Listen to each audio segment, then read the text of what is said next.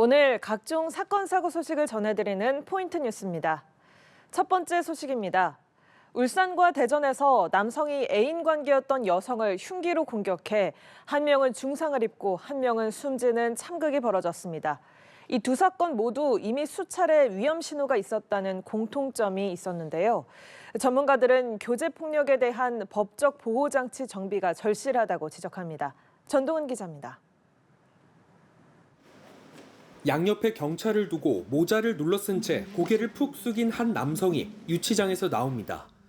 지난 28일 울산 북구의 한 병원 앞에서 애인의 이별 통보에 앙심을 품고 20대 여성을 흉기로 공격한 30대 A씨입니다. 살인미수 혐의로 구속 전 피의자 신문에 출석하기 위해 나온 건데 취재진의 질문에 뜻을 알 수 없는 괴성을 내질렀습니다. 피해자한테 미안한 마음 없으십니까? 피해자한테 무슨 연락했나요? 살해 의도 있으셨습니까? 어디로 도주하러 오셨어요? 한마디만 해주십시오. 피해 여성은 몇 가지 수술이 남아있는 상태지만 긴급한 고비 정도는 넘긴 상태로 알려졌습니다. 경찰은 A씨가 범행 장소에서 몇 시간 동안 기다린 점을 고려했을 때 계획 범죄에 주안점을 두고 수사를 진행하고 있다고 밝혔습니다. 29일 대전 괴정동 주택가에선 30대 여성이 흉기에 찔려 숨졌습니다. 경찰은 피해자의 애인이었던 20대 남성 B씨를 유력한 용의자로 보고 추적 끝에 30일 오전 대전에서 렌터카를 타고 있는 B씨를 검거했습니다.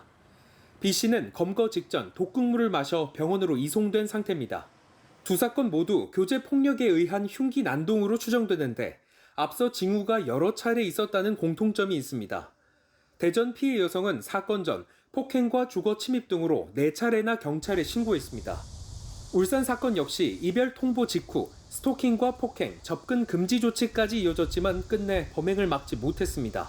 전문가는 교제 폭력의 반복과 재범을 부르는 원인으로 제도 미비를 꼽았습니다. 교제폭력만의 그 특성을 우리가 명확하게 명시적으로 밝힌 그런 어떤 법적인 것, 피해자 보호 및 재범 방지의 한계점이 있기 때문에 지금은 어떤 법적인 제도의 어떤 개정이라든가 아니면은 제정, 전문가들은 사전에 감지되는 위험 신호에 혼자 대응하려 하기보다는 전문가의 도움을 받아 적극적으로 안전 조치를 취하는 게 가장 중요하다고 강조했습니다. 연합뉴스TV 전동은입니다. 다음 소식입니다. 서울 가락동 유흥가는 성매매 업소의 호객 행위로 민원이 끊이질 않았는데요. 반년 동안 경찰이 단속에 나서 성매매 업소 운영자와 호객꾼 등 50여 명을 무더기로 검거했습니다. 차승은 기자입니다.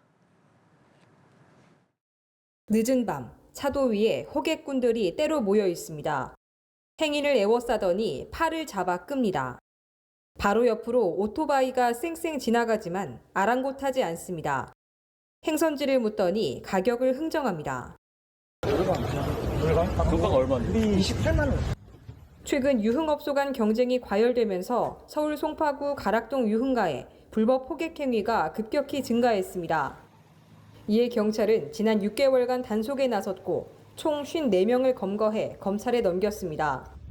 지난해 11월 두 차례에 걸쳐 유흥업소 등 11곳을 압수수색해 38명을 검거했고 올해 4월과 5월 두 차례 단속을 재개해 16명을 추가로 검거했습니다.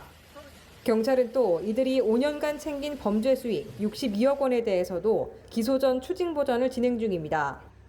지난해 상반기에 호객 행위 관련 112 신고가 송파 지역이 타 지역에 비해 월등히 많았습니다. 그런데 올해 작년 말부터 수차례 단속하고 예방 노력을 통해서 올해 7월부터는 거의 112 신고가 없는 상황입니다.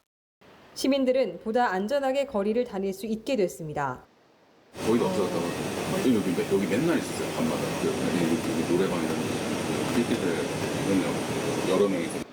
경찰은 이 일대 호객 행위가 재발하지 않도록 앞으로도 지속적인 관심을 기울일 방침입니다. 연합뉴스TV 차승은입니다. 마지막 소식입니다. 본격적인 휴가철 폭염을 피해 물놀이 떠나는 분들 많은데요. 물에 빠지는 사고도 잇따르고 있습니다. 해마다 물놀이 사고의 절반은 이맘때 발생하는 만큼 각별히 주의하셔야겠습니다. 임광빈 기자입니다. 지난 25일 제주시 애월읍 곽지 해수욕장. 출동한 119 구조대가 바다에 빠진 사람을 꺼내 올립니다. 구조 당시 심정지 상태였던 30대 관광객은 병원으로 옮겨졌지만 숨졌습니다.